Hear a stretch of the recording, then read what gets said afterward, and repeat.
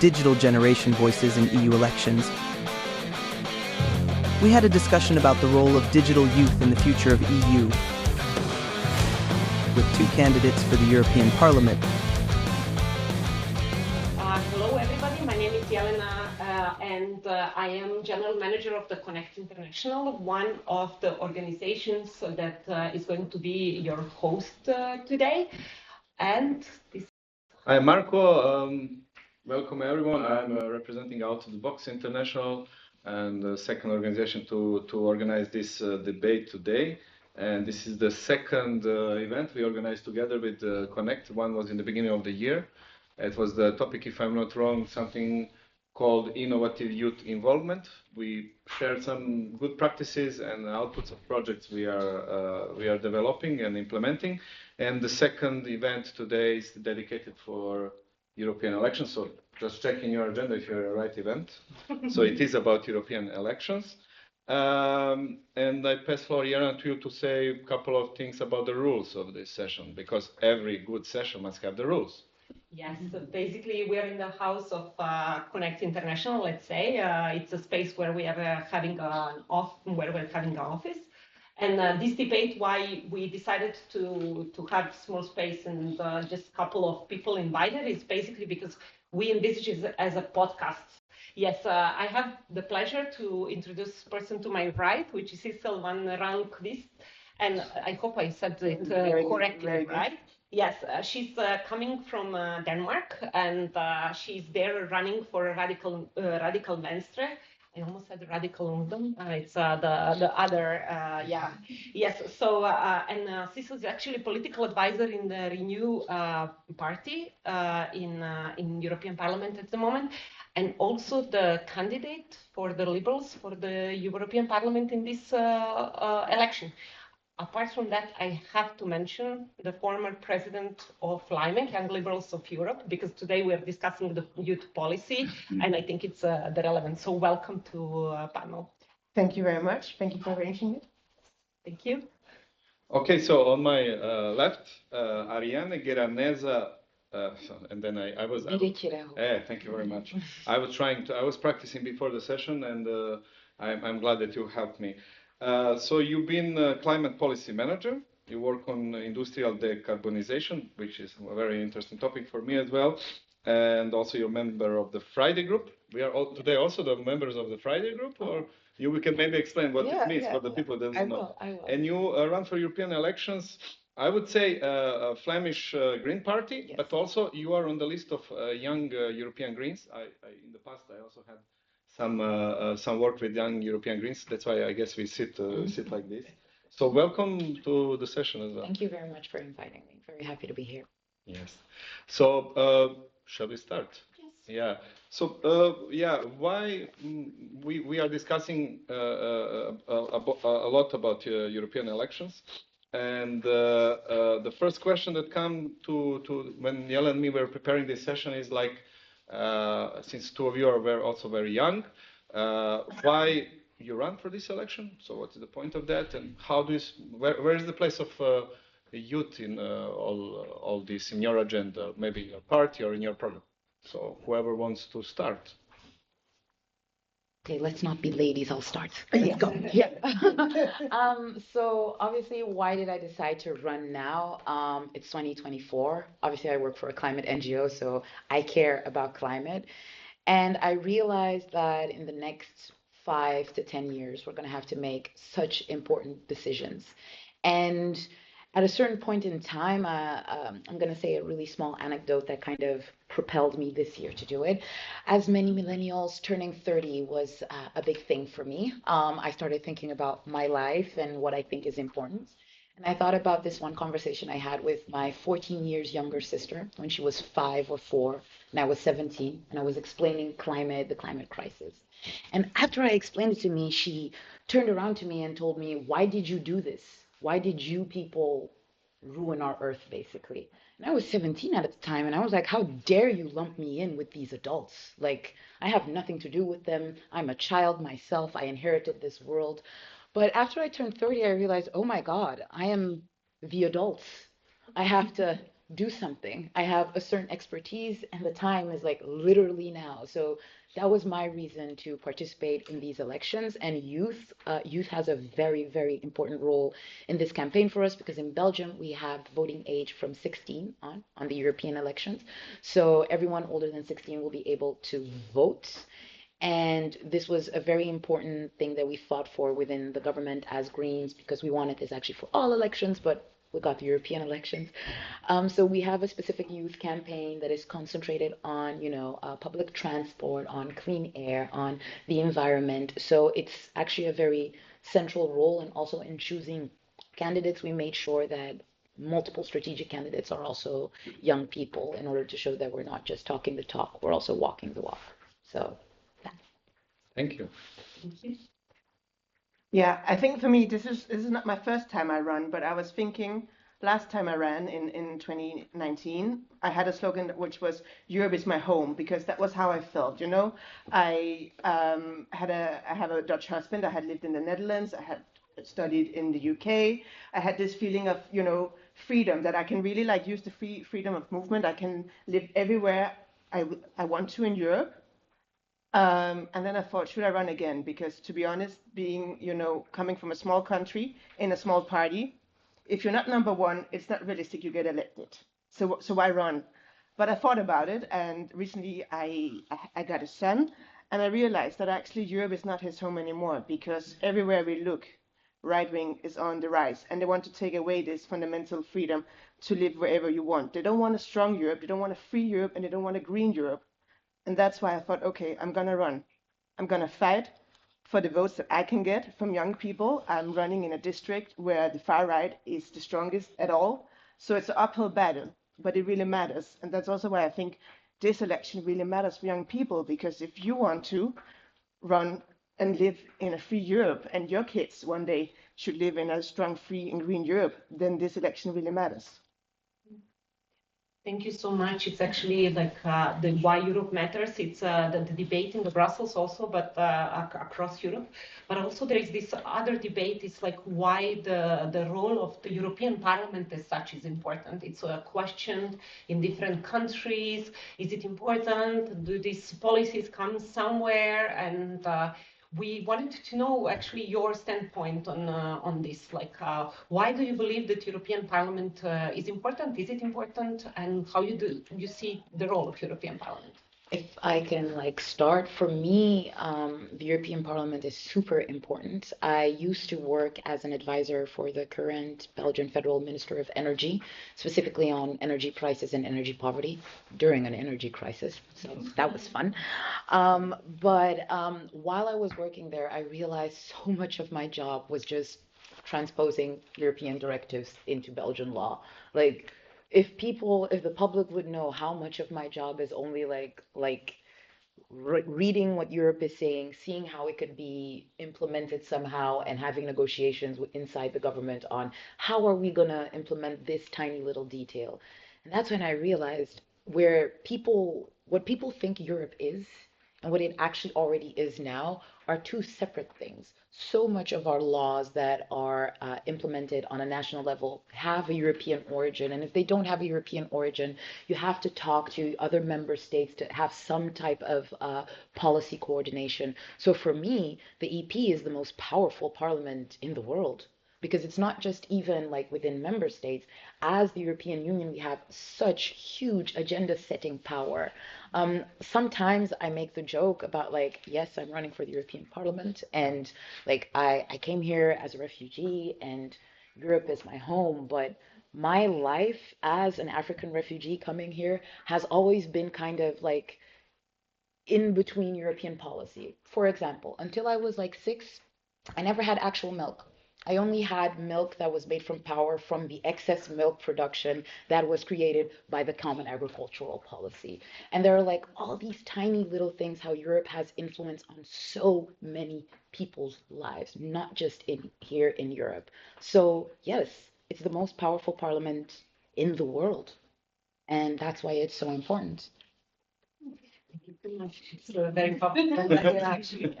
Yes, I had the pause for 1 minute because yes, yes. No, I can only echo what you said. I mean, this is where we make legislation on paper for 450 million. But I mean, when we dive into the digital topic maybe a bit deeper, I think we're also going to talk about how the standards that we set in the EU, hopefully, we have seen it in other areas, becomes the standards for the rest of the world.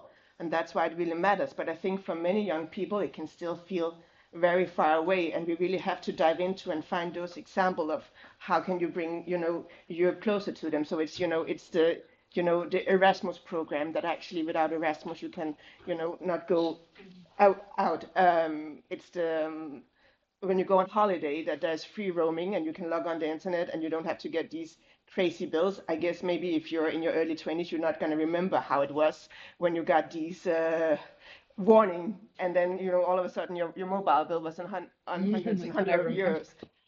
So I think it's really important that we keep as candidates, as young candidates, to remind that these are like, of course, it's also about the big geopolitical things, but it's also like these very close and everyday things. If I can jump in, I also think it's a part of perception.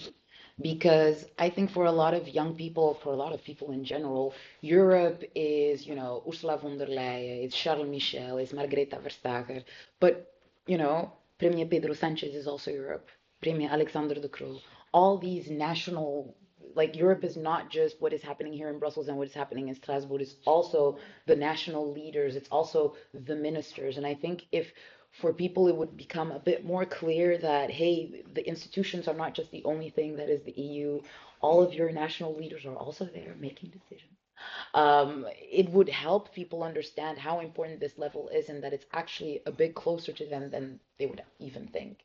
Yeah, I mean, I would definitely agree. And they make sure that sometimes we believe that Europe is somewhere there, and it's not. It's here, it's everywhere, it's all of us. Definitely. Yes, Marco, I you platform to me. So I just, if you go to the website of Politico, you find that the polls open I think it's interesting, 19 days, 13 hours and 34 minutes. So I think when we speak about European elections, we always think, oh, but it's there somewhere. But no, it's just in 19 days. And we already spoke how's the campaign going for you, with two of you. And we are not aware that it's a little bit more than 2 weeks. Yeah. And that brings to my mind this notion of importance of these elections, as you already mentioned. So looking at some data, if you compare the turnout of the elections in 2014 with the next ones, we found out that there's 8% more people voting. So that in almost, not almost, more than 50% of Europeans voted in the last European elections. So when we speak about the importance of European Parliament, I think Europeans are getting more and more involved in it. So 50.6% last elections.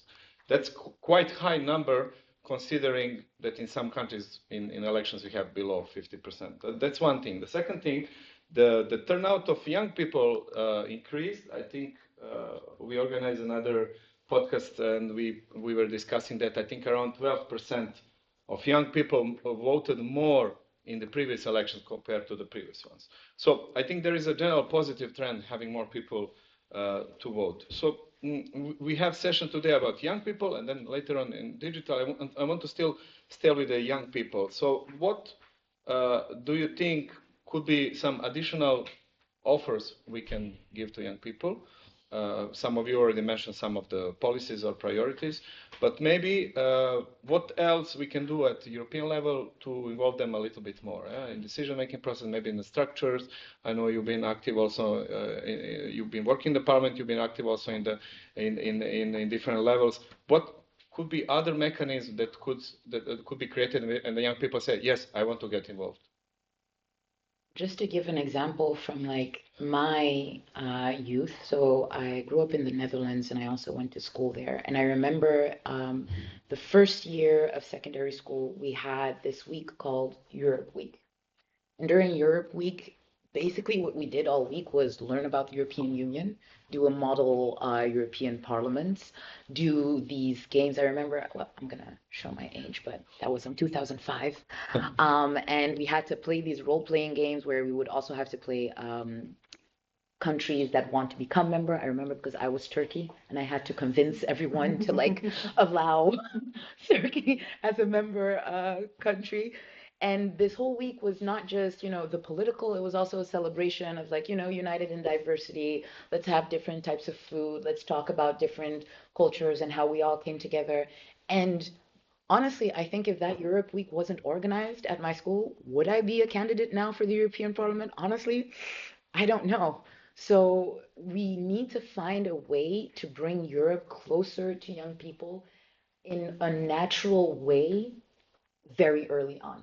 Because I know that like 12-year-old me was like so like, oh my God, I'm part of this like big 500 million like strong family and there's all this history and that's how we're connected. And it kept my interest in the policy level going even afterwards. It's the reason why I studied in Brussels. It's the reason why all these things started to interest me. So instead of just concentrating on a couple of highly talented, because I'm not going to lie, the people who are like ambassadors for the commission and whatever, highly talented young individuals, but you do see that there's this self-selection thing going on, and I'm guilty of that too. I was part of this like youth engagement track for the G7. It was called the Y7. And while I was standing there and sitting and looking around, and it's like, there's diversity.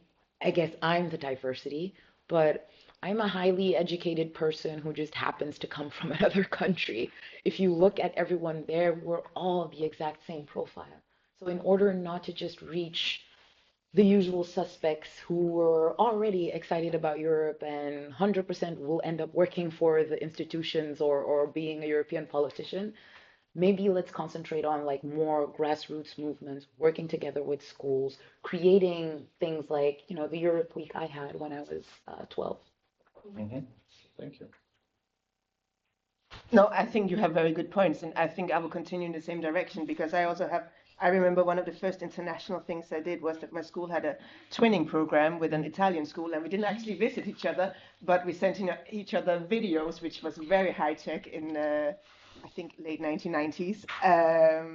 So I think that is really important. And I think also, especially nowadays with, digitalization has made a world of difference. And then another thing which I'm very passionate about is that I believe Erasmus is a huge success.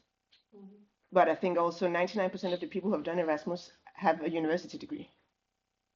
We need Erasmus for vocational training as well. It should be as natural if you are a carpenter from Denmark to go and look at how they build those lovely little huts in the Alps out of wood, as it is for me, who was a political science student, to go. I think that's really important. And I think that's like sometimes when we say, oh, but what have Europe done for us in this kind of, if I may say, the bubble? Yeah, we can say, I think we can say here. It is that there is actually, these are very good opportunities, but if you don't come from a resourceful household, if you don't go to university that supports you all the way, then I think there's still a lot of obstacles, financial, administrational burden, language, which we could look into. And I think that could really make a difference. That thing about that when we talk about free movement, it's not only about, going on a nice holiday, but it was actually also those 2 months where I was, in Italy or in Bucharest or whatever. I think that is something we really should focus on to make sure that it's not only for those who have an urge themselves and is in an environment that promotes free movement, but also that we give a little gentle push to show the opportunities for more people. Yeah, definitely. And on this note, we were talking among the different youth organizations working on different issues because we are all working with youth, but different topics. We do it digital, they do policy innovation and so on. And we were talking how when we work with schools or with high schools, for example, that the teachers see the youth participation as a reward to good students. Actually, this is not, if you look into the policies, the inclusiveness also, but also from not just the university students, they also, the Erasmus created the vocational education and the trainings and so on, but I do agree that we go there like let's say less teach, more the teachers and so on, and this is definitely something that we have to change. And it actually links to my next question, and that would be: do you think that the European Parliamental policies that as they are now actually address new challenges of young people, and young people as a diverse group, not just, let's say, highly educated university students who want to live and study in other countries? And if so, do you think that there is like concrete mechanism that we can change, and that there is a concrete challenge? Because, for example, now we have AI arriving, so that we want to address this as one of the topics, and it actually brings totally new challenges to young people. Do you think that the policies and the institution, and in this perspective, concretely European Parliament as it is now, address these challenges? And would you, as future parliamentarian, address it different way? When I think about it, like obviously, first I want to talk about what you said about, Europe being there for more than just the university students, because last week, no, it was this week, sorry, the campaign is just, I don't remember when I was, Today's Friday. Today's Friday. Okay, good. It was this week. I was at a short like round table, and it was specifically for young people in Antwerp. I live in Antwerp. It's a very big, diverse city. I think about 52% of all young people have a background, an immigration background in Antwerp. So it has more nationalities than Amsterdam, than New York even. So yeah, we're a super diverse city. I lived in Antwerp, that's the reason. I know, but like there's a segregation going on 100%, certainly where I live now, but we're a super diverse city, and I'm sitting there in a round table with young people who come from, neighborhoods that are hyper diverse, that do a vocational background. And I'm sitting there having conversations with them, and they ask me a question about, austerity measures that come from the European level, because their mother works in like care and healthcare, and they're wondering like if EU is forcing us to, do all these austerity measures, how are we going to pay for this? We have this really interesting discussion, and they ask me a question, and I explain to them what the Stability and Growth Pact is. And I realize in all of their lives, no one ever felt the need to explain this to them, because everyone felt that this is not really necessary for them to know so much about this. And that kind of like showed me like, okay, this is wrong.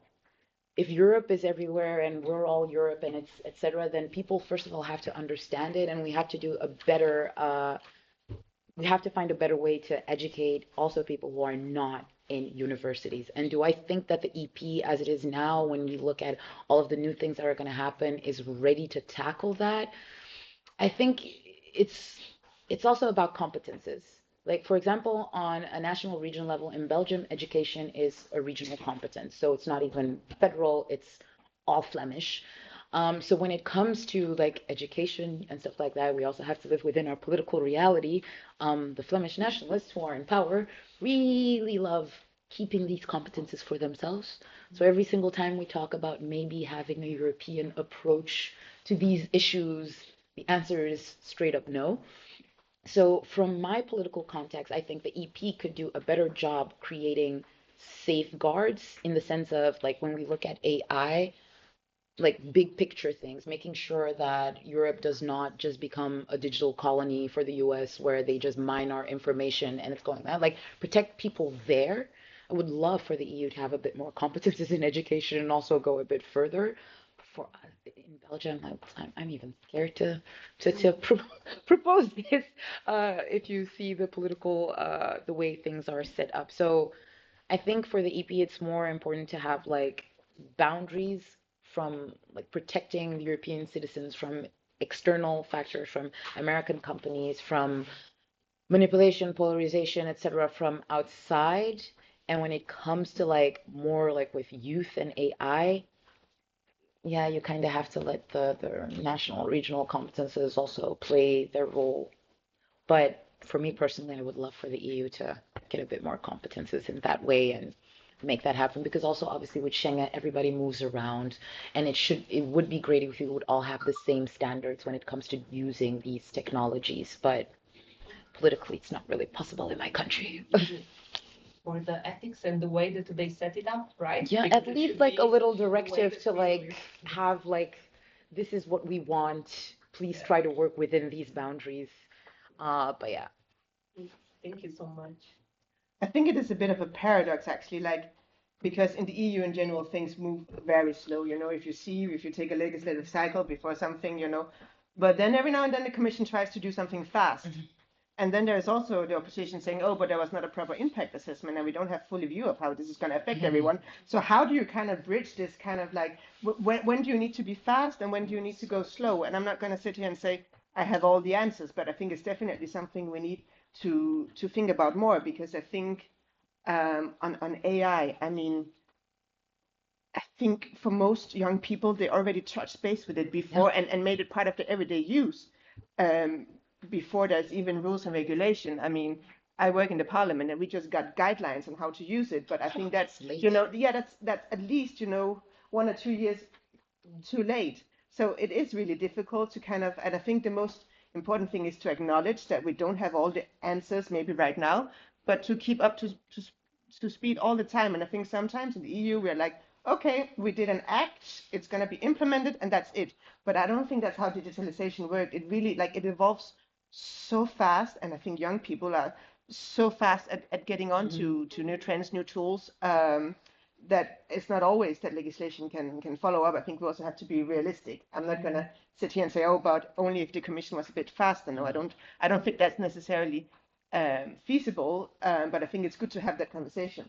But on top of that, I think like going fast when it comes to digitalization can even be negative, because I mean, I'm a youngish person too.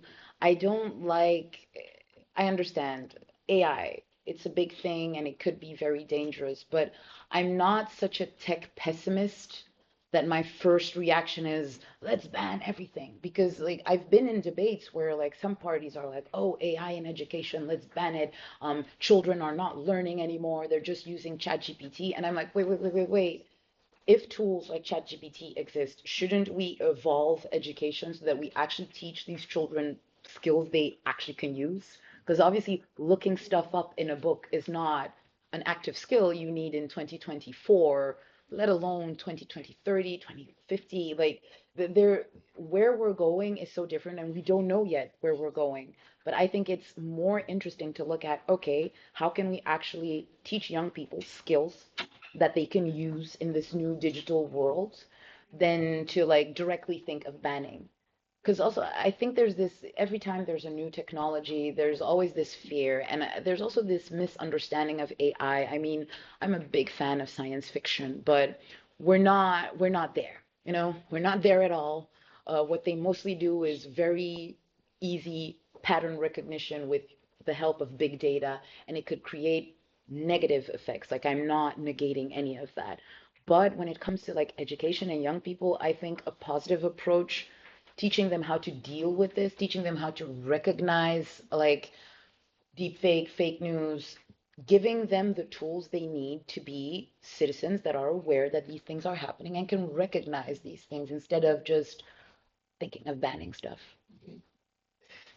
Actually, I mean, I'm sitting behind the banner that is saying "Bring humanity to digital life." This is what we do in Connect, and it's specifically because the tech progress, which I fully agree should not be stopped, or because the cars were killing people, we did not stop the cars. The wheel was invented, and it created a lot of problems before. I don't know any other technological advancement, but there is this need for technology to take into account some of the rules from the real world. Let's call it human rights, for example, and actually for the European Union to set some kind of the standards that has to be followed. Like, technology cannot discriminate, for example, because what is happening now, the AI is used for the CD screening, and people are getting denied because they inputted only men for the IT job or something like that. So definitely the discussion of the ethics and like we fought a lot, and then at some point we had human rights. I think that probably technology would be somewhere at that point where some kind of the ground rules should be set, and ground rules that we have already probably are a good basis for the in Europe what we have. It's a good basis for this, and especially with young people who are actually generation that it's transitioning to the society through different stages, as you said, education, the work, and so on, all impacted by the digitalization. And I think Marco was signalizing that he has the follow-up, so I'm going to... I have the last question. I mean, maybe I steal the question from you. Yes. Yesterday I had a drink with a friend, and he said, oh, I need to run. I will have one drink. I said, what's wrong? Because he never had one drink. He always had more drinks. He said, my daughter will come. His daughter is 16. I said, we need to go for the school. I said, what are you going to do in the school at 7:30? He said, we have a briefing. I said, what kind of briefing? And the briefing is about the addiction to the phones. So basically, they had the briefing from 7:30 to 10:30. I said, oh my God, 3 hours to speak about what to do about his daughter, but also many others who are 6+ hours on the phone per day. And so that's the reality, I guess, with a lot of young people. But if these young people are 6 hours over there, then there is a question of, and mostly, and then he said, his wife said, I forgot this part, but let her use the phone in the evening because she likes music. And he said, okay, no problem. Then he checked the phone, he told me, and he checked the log, what she was doing, and out of, I don't know, 3 o'clock in the morning, the music was 20 minutes, but the rest was social media. So my next question, so it means that she was on social media out of 6 hours, let's say 5 hours on social media. So for you as a candidate, as a politician, as somebody who is active in the policy, does it create easier, let's say, passage to work, for example, with young people? We don't need to limit only to young people. Is it easier to communicate, or it's, how to say, trickier way to communicate with your with the people that are possibly voting for you and so on? What is your experience on this? So on the platforms and social media. So I'm going to be very honest, like as a politician, obviously, we're against the addictive nature of social media and want, endless scrolling and stuff like that to get out of the algorithm. As a person, I am, everyone was like, wow, 6 hours. I'm like, oh, okay. So Yeah, I'm not going to say anything either. I'm not going to say anything. Apparently that's too much on social media. But when it comes to campaigning, it's been one of my main campaign tools, not just because it's easy to get my message out, but it's also easy to interact. Like I actually interact with my TikTok users, like followers. They ask me questions because my phone is glued to me. So I'm literally always on my phone. I can like respond really quickly. It's easy in a way, and it's way more open to have like intercommunication because I can't be everywhere at once. I'm campaigning in all of Flanders. I can't be in every little village. I can't be at every little school. But young people find me and they have questions, and it's been actually very rewarding to be on TikTok and have people ask so fervently questions about climate and like, oh, and how much CO2 have we like reduced until now? And what's the difference between methane and CO2 and all these other things? And having these conversations with young people directly, it's great. And I think the thing is, yes, it's addictive. It has all these negative things, but let's not forget that social media also creates connection, certainly for young people who live in far-flung places where they don't directly have a community right around them. Like I was from a small, tiny village in the Netherlands. We're the only Black family. There was no one who looked like me around me. And I know that the apps, social media, finding a community online, I know for a lot of queer youth, it's the same, was actually a moment of self-discovery. So I feel like when we talk about these numbers about, oh, youth is addicted to their phones, they're spending 6 hours, blah, blah, blah, there. Well, they're also not playing outside anymore. That is just not something that happens as much. This is their social space. This is their public space. So when we're having these debates and when I see things happening like in France where they want to ban, like know that for a lot The of schools, for the school for the use. schools and whatever, like know for a lot of vulnerable youth, this is one of the only places where they get to be themselves authentically. So when we talk about this, let's not forget the human aspect, the connection aspect that also happens. Let's more concentrate on how can we make these interactions, these moments of humanity happen in a safe way without them being, dragged into a hole where they start believing in flat earth theory or something like that. Like, how can we make those meaningful interaction happen in a safe way for young people? And that's what I would want to concentrate on. Thank you. Yeah, where to start? There was many good points. I think I don't think social media is bad, but I think everything in moderation. I think one of the problem is that for young kids or young people, they cannot go to their parents for guidance because parents don't understand how it works. It's the same when we talk about AI in To schools. go for training. Yeah, in a way, because it's the same when we talk about AI in schools. But I'm sorry, but if the teacher doesn't use AI themselves, how are they ever? Yeah. So I think that's really a big challenge. I try to use social media. I made a principal decision not to be on TikTok because I don't trust the Chinese. But did you know actually that if you are on Instagram now, the default setting is that it's going to show you less political content because it believes that it's not interesting. So you have to make your conscious decision to go in and say I actually do want to see what they call social content. So it's politics, but it's also I guess mental health, abortion rights, all of these kind of things. And I think that is kind of problematic that at least we don't have a discussion about that. Meta make this decision, and that of course makes it hard. So, I mean, part of my campaigning is also being on the street, meeting people, having good conversations. We do canvassing in Denmark. We go door to door. It's a little bit uncomfortable in the beginning, but if you kind of know where your voters are, it's actually really rewarding to have a face-to-face conversation with people. And I think it's also important for the turnout and we talked about how many go to vote, that actually they see that you are a real person of flesh and bone, that wants to engage with them, that you actually care about, okay, but what are your biggest worries in your everyday life? That is not just, this top-down big structure, but it's actually, face-to-face. So I think that social media is definitely a very important tool, but for me, it cannot, fully substitute those conversations that you can have with ordinary people in everyday life. But when that being said, I'm definitely about finding peers that have the same interests, who have the same issues as you. I think that is super important. Yes, and I mean definitely we also had discussions with the big tech and the way they're seeing what content is shown, what it's not, but also the rules they apply, because we know that the servers of the big companies that were before like always in United States, and they were setting the rules, and actually none of the social media follows the society standards that we apply in Europe, which is another big question, let's say, because we try to pride ourselves on human rights and the protection of the citizens.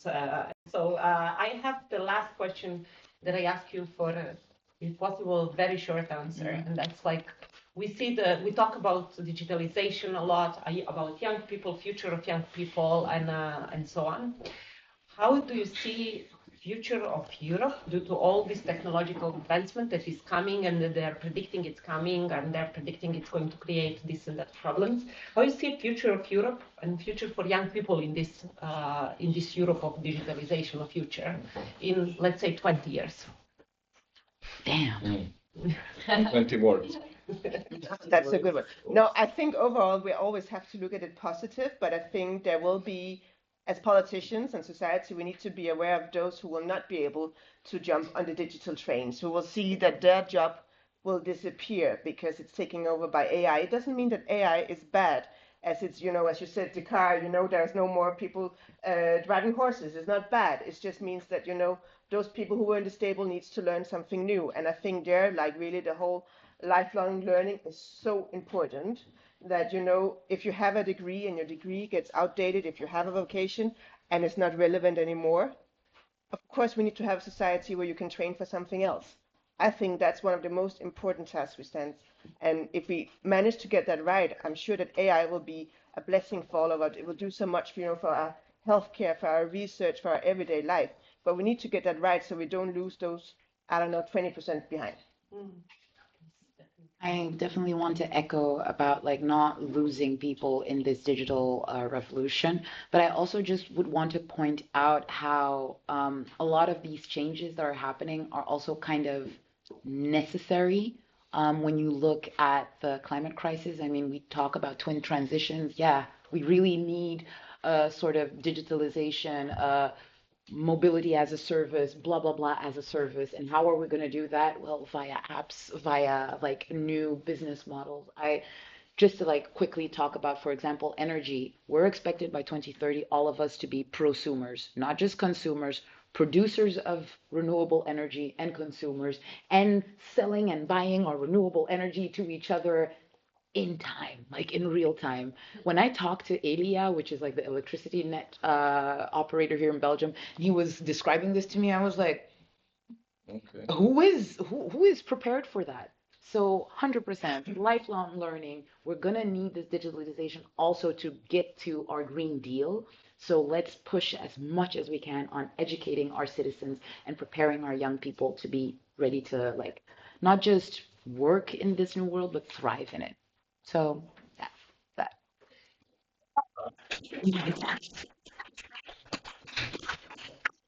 And this applause was actually I consider it for the end and for everybody. And I want to thank you so much for taking your time and joining us. I'm very sorry that I cannot vote in Belgium or Denmark because it will be very cool. We have new forces in politics. Thank you for joining us. Hope that you would stay for the cocktail. Yes, I would ask everybody just to push the chairs to the side so that we can mingle, let's say. And I don't know, Marco, do you have some closing words? No, I'm just happy that, as you are saying, we cannot leave in digital revolution anyone behind.